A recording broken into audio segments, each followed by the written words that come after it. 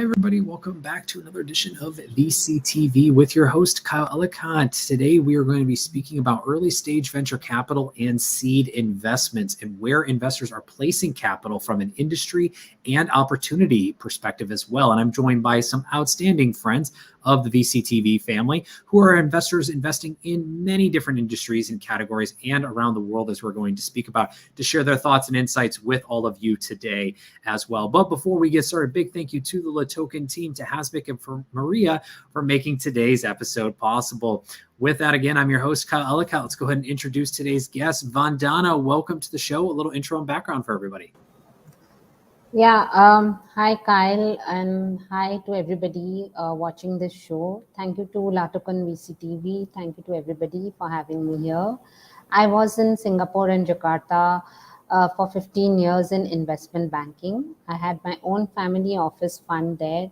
This is my 7th year back in India. I did investments, then I went back to advisory. Currently, I'm connected with 300 investors globally. We pick up global deals. We are sector agnostic. Typically, we do a $1 million to $25 million. We are sector agnostic. I've given 160 talks all over the world. Apart from this, I'm selected as the top 10 women leaders in wealth management 2021. And my brand Convanto comes under the top 10 women entrepreneur brands. Besides this, I'm also an advisor in Loyal VC, the INSEAD-led Canadian VC Fund, with a core portfolio of 160 investments in 35 countries. And I'm also a partner with GST Venture Studios, a Silicon Valley-based venture builder. That's all from me now.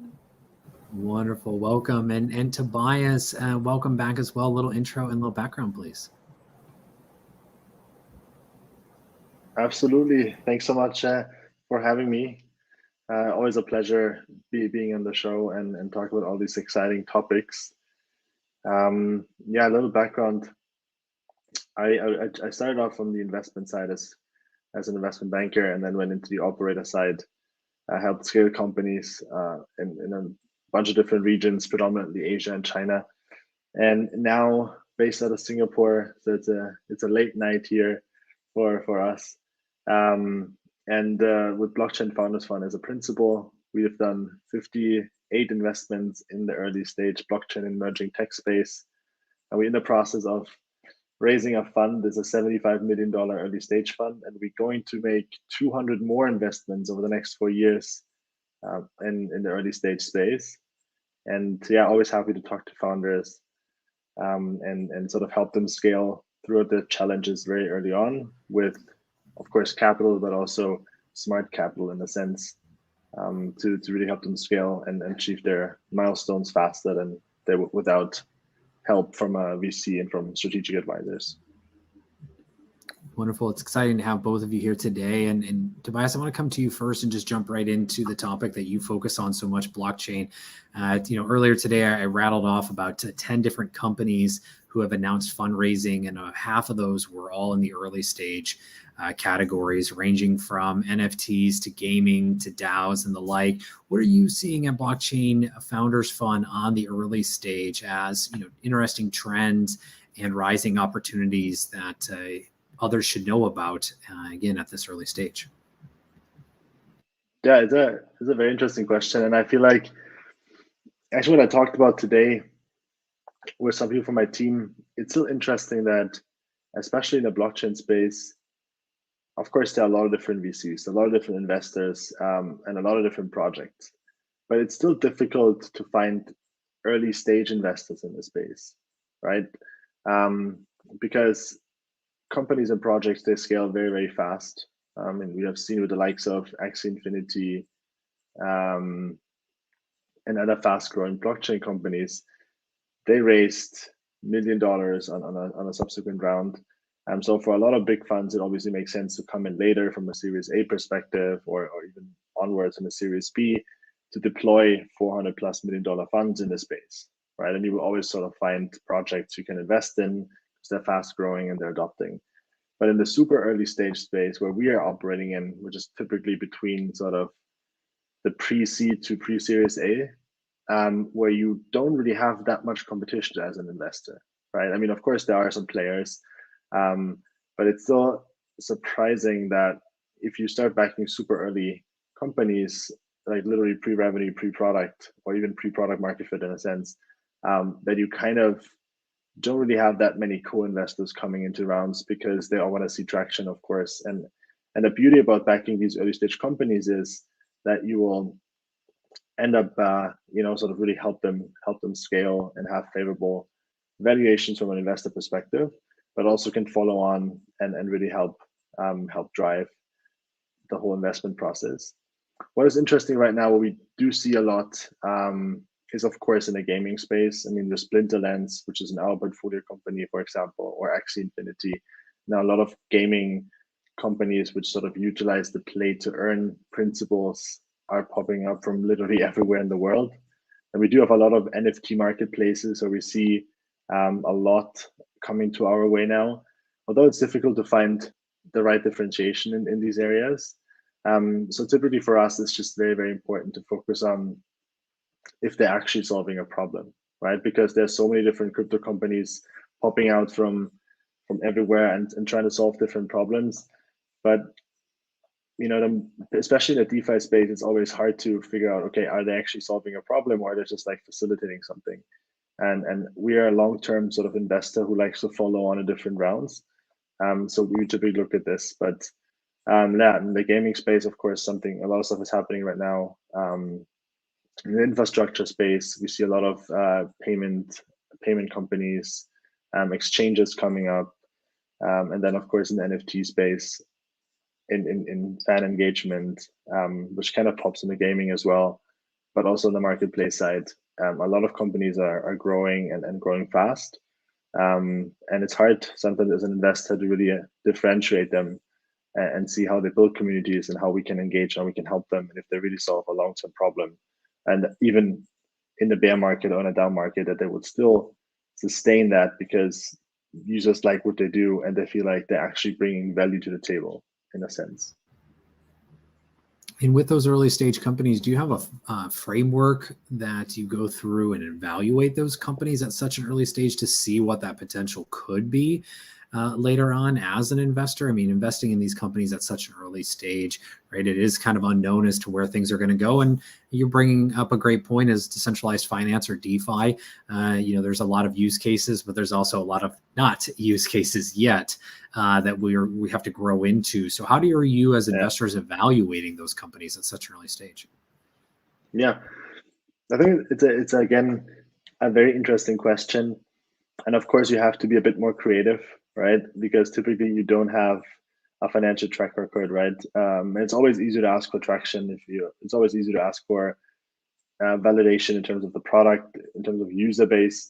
But if you're very early on, you don't have all of this, right? So you're kind of left in the dark to that regard. I need to figure out different ways of sort of validate if that company would be successful or not, right? Or if that even is a problem. So what we typically look at, of course, as a very big priority to us is the founder profile. Right? Do we really believe in the founder? Do we also like them? Because in the end, as a VC supporting a company from a capital perspective, it's typically a very long relationship. And you want to follow on. Fund life has probably like 8 to 10 years. And if you back them early on, it takes also 2, 4, 5 years until you see returns or offers or just like things which makes a transaction attractive.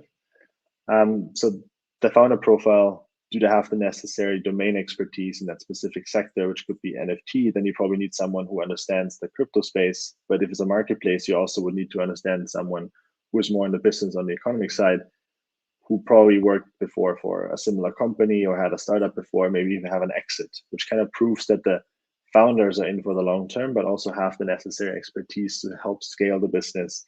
And of course, we as a fund, we to like them. On the other side, it's very important for us to figure out, okay, we talk to experts on our side. So we have this expert network, it's 250 people in there. And we're very excited to have all of them. And they support us. We have corporate partners who support us.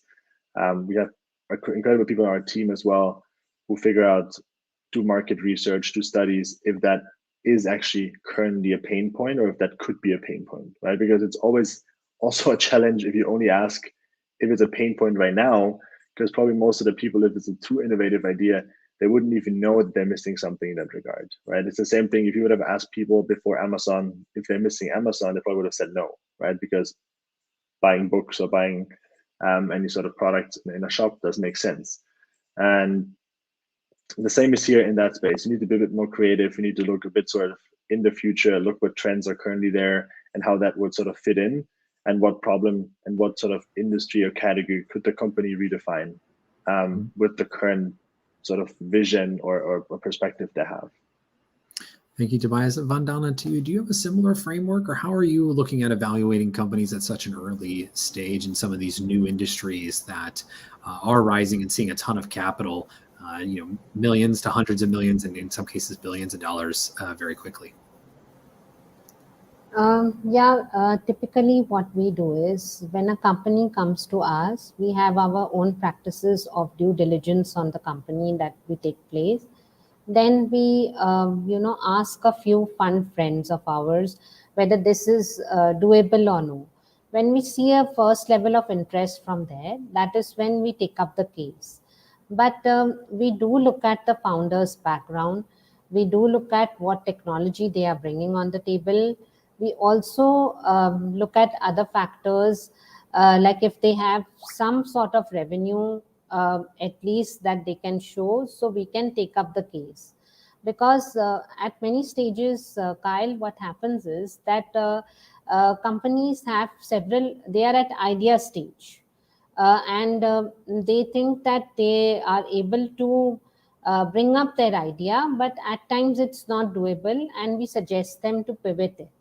So, the typically trends that we are looking at are now fintech, health tech, agri-tech, ed tech, AI, robotics, IoT, and these are biopharma. These are some of the industries we are looking at closely. And why those industries? Is there anything in particular, and with your focus on Southeast Asia and in greater global perspective as well, any reason for those types of industries, and maybe a little bit of what you're seeing even at GSDV, again, GSD Venture Studios, for those who may not be familiar? Yeah. What happens is investors all over the world have a herd mentality. So typically what is happening is if a tech deal is getting investments, all the investors start investing in the similar type of deals. You must have heard about Zomato, which went to IPO level, but it was a loss-making company. And post that, lot of IPOs started happening with loss-making companies because one person took the stand of putting money in something different. Now, what happens is when investors see that somebody is putting money in fintech, then all other investors start following that. So, tech deals typically happen very fast, and there's a lot of interest which I see from the investors coming in this direction. In the tech direction, I mean, and other industries where I see there is no interest, we typically refuse them or don't pick up because our investors are not interested in those. So for me, I like all types of companies, even if it's non-tech, if it is a consumer brand, if it is e-commerce, I would like to look into each and everything. But because the set of investors that we have, they look into more tech deals and they are more interested in these sectors. So we pick these sectors specifically.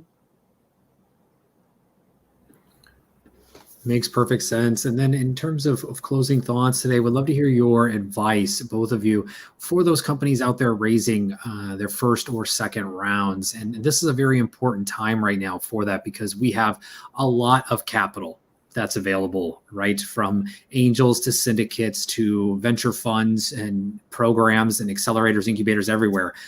So there's more opportunities to get capital, but also in some of these markets, Tobias, you mentioned blockchain. We're seeing billions of dollars of new funds being created and a lot of money being pushed to companies, valuations being pushed up, all of that rising. So for each of you, what advice do you have for entrepreneurs going to raise their first few rounds? And then, of course, where can they reach out to you to connect, to learn more as well? Vandana, let's start with you first. advice to those founders preparing for those first or second rounds, and then where can they find you to connect afterwards? Yeah, definitely. Primarily, one expects to have a strong team of individuals with a large skill set. At an early stage, mostly investors like to invest in the right people over the right product or service. Of course, it's a plus if they already have a product which is doing well in the market, and if they figured out the product market fit, and if they already have a minimum viable product. Another thing to look at how we as investors can add value to the company is for the best investment in terms of amount and investor relations, founders and entrepreneurs need to research the investor market and find an investor that is active for their sector it works in. Typically, what happens is founders are reaching out to the wrong set of investors, not looking up their thesis, not having a look at their website properly, and understanding what exactly does the investor invest in. And one of the most important parts of impressing the potential investor is the pitch. They need to have a well researched pitch deck. It should be precise with all necessary data that the investor would want to know. The pitch should include all projected data and justifications for those projections. It is very, very important to have a video pitch deck as well, because that is what is trending in the market these days. Apart from this, if they have a CFO on board, an advisor on board, proper investment banker who can take them to the right kind of investors, a complementary team, that will really do wonders for them. I could be reached out on my LinkedIn handle or my website, www.convanto.com. And once again, thank you for having me here. Thank you very much, Vandana. Tobias, to you as well, that advice for those first-time founders, specifically maybe in the blockchain industry, as we're seeing a ton of capital move aggressively in that, and then where can they find you in the fund to continue the conversation? Absolutely. Yeah, thanks also, Vandana, for sharing all these very interesting points. I agree with all of them. Just a couple of more specific on sort of our industry and what we are looking at. I feel like, I've been on the operator side and been raising capital. I think it's always very important to start early with the fundraising, right? What I mean is, if you're trying to close your round, let's say in December, you don't want to start in November, and then being sort of in a rush and don't really have that leverage or that thoughtfulness throughout the process. So building these relationships with investors at times when you even not start fundraising is in my opinion very, very crucial, because it helps everyone understanding where the company is heading and progressing, and it keeps building these relationships. And then as a founder, I think, because right now capital, especially in the blockchain space, is very easy to access, I think it's important to find the right investors who support your vision and who support what you're doing, and also to understand what does the fund or that specific party who wants to give you capital expects from you, right? It's a very big fund. You also need to understand fund economics from a founder's perspective. We need to understand, okay, what is the fund expecting from my company to make X, Y return in order to pay back the fund? So that's why it's important to have the right mix of smart capital and capital to fill up around, so people can also help you more on a strategic perspective, business development perspective, making the right introductions and bring the right people in to build that ecosystem. And that obviously takes time and that takes effort. But it is important to start early and build these relationships, because you also want to have successful founders typically have funds which follow on and build their relationships throughout their growth.